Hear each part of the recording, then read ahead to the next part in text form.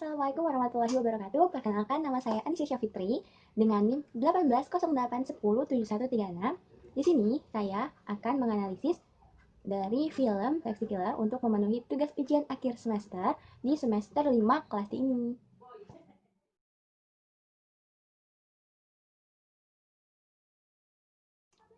Perkembangan teknologi yang ada di video Taxi Killer itu. Yang pertama itu perkembangan kenyamanan, seperti lampu, TV, kemudian hair dryer, kemudian apa lagi ya?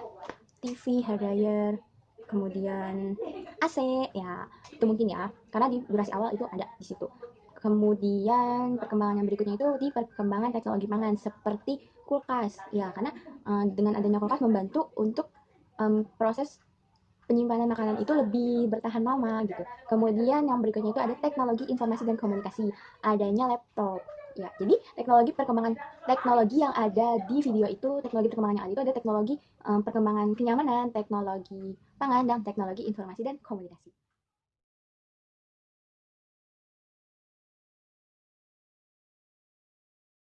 Dampak positifnya dari perkembangan teknologi ya, dari film Sex Killer ini, dampak positifnya di lingkungan sosial itu memudahkan masyarakat, khususnya di perkotaan ya, itu menjalin komunikasi dengan mudah gitu. Karena semua akses sudah mudah sekarang gitu. Mulai dari akses informasi dan komunikasi gitu, transportasi segalanya udah mudah dengan adanya perkembangan ini gitu. Terus untuk di lingkungan fisik itu seperti di Jakarta sendiri ya, sudah megah gitu. Apalagi kita bisa melihat salah satu contohnya itu dengan Monas ya. Monas itu lampunya udah banyak. Nah, itu perkembangan fisik yang nyata gitu. Adanya perkembangan di sini gitu. Perubahan yang signifikan gitu. Memang Monas itu lampunya benar-benar wow gitu. Dan masih ada beberapa kota besar yang menggunakan itu seperti Gedung Sate gitu.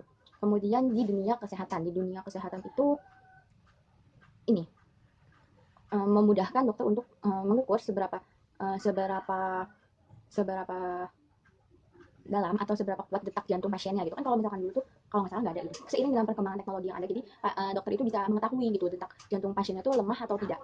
Mungkin seperti itu.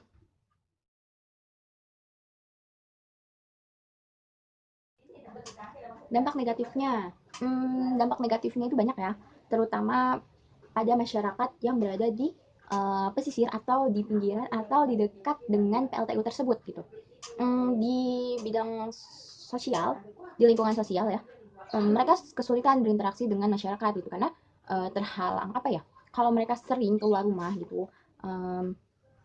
jadi debu itu tuh terhalang oleh debu gitu karena banyaknya debu, asap gitu. Jadi kan jarak pandang juga terganggu gitu, paru-paru gitu. Jadi itu sih di ke lingkungan sosial gitu ya. Terus juga banyak masyarakat yang lebih memilih untuk pindah gitu karena kan mengganggu kesehatan gitu. Kemudian di lingkungan fisik, seperti yang dipaparkan tadi di video ya, seperti yang dipaparkan oleh Tutut di video, itu dulu daerahnya itu penuh dengan sawah. Sekarang sawahnya mengering gitu. Bahkan sawahnya itu sudah berganti menjadi tambang batu bara. Nah, di situ di perubahan lingkungan fisik gitu ya, yang dulunya sawah kemudian sekarang berganti alih jadi pertambangan batu bara. Kemudian tanah-tanah yang digali gitu, itu kan jadi menyebabkan apa ya, kayak danau tapi bukan danau gitu. Akibat um, bekas galian batu bara yang tidak diuruk gitu. Kemudian di lingkungan kesehatan pastinya berpengaruh banget ya gitu bagi masyarakat yang ada di sekitar PLTU itu, terutama anak-anak lansia gitu kan, paru-paru mereka terganggu akibat adanya asap akibat pembakaran gitu. Mungkin di situ untuk kesehatan lebih ke arah paru-paru, bahkan banyak ya yang banyak yang sampai terjadi kanker gitu. Salah satunya ibu siapa Ansa lupa itu sampai harus ke Jakarta menjalani terapi kemo, kemudian akhirnya Tuhan berkata lain gitu. Mungkin itu sih.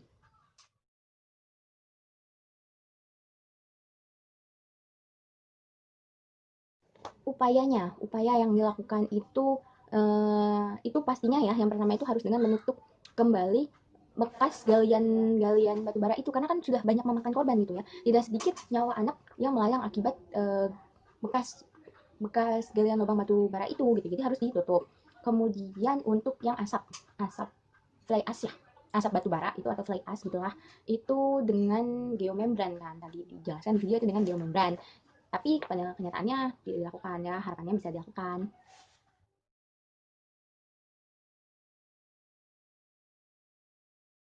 Upayanya agar tetap seimbang gitu ya.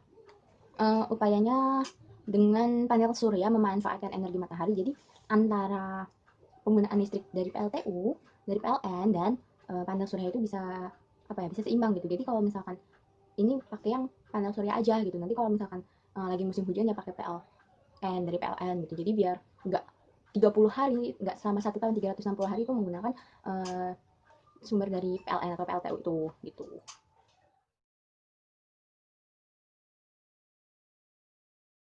Pesan yang bisa diambil dari video ini, pesannya bagi saya sendiri ya khususnya itu lebih bijaksana dalam menggunakan listrik gitu, karena kita di sini di kota gitu hidup enak gitu. Kalau panas tinggal nyalain kipas atau AC, kalau gelap tinggal nyalain lampu gitu kan. Tapi mereka-mereka yang ada di pinggiran sana itu harus mengorbankan nyawa mereka, harus mengorbankan uh, tempat tinggal mereka gitu. Jadi harus lebih bijaksana sih pesannya. Kalau misalkan nggak penting-penting banget jangan nyalain aliran listrik gitu, harus lebih bijaksana.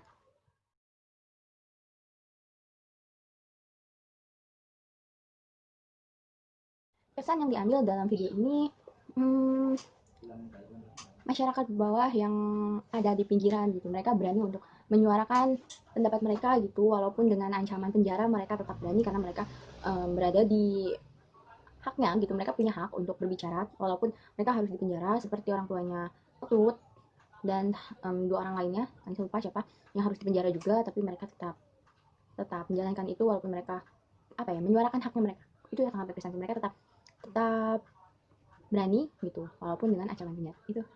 Dan yang berkesannya juga um, untuk yang punya pohon kelapa, kebun kelapa tuh, uh, mereka bapak itu tuh nggak tergiur gitu dengan harga mau dibeli tanahnya gitu. Bapak itu masih mementingkan untuk kelestarian ekosistem sekitar gitu, padahal ya cepat atau lambat ya kebun kelapanya juga akan kena dampaknya dari asap asap itu kan. Ya kesannya itu sih. Masih ada orang yang tidak mementingkan dirinya sendiri tapi mementingkan ekosistem sekitar. Mungkin sekian aja video yang bisa saya sampaikan. Kurang dan kurangnya saya mohon maaf. Wassalamualaikum warahmatullahi wabarakatuh.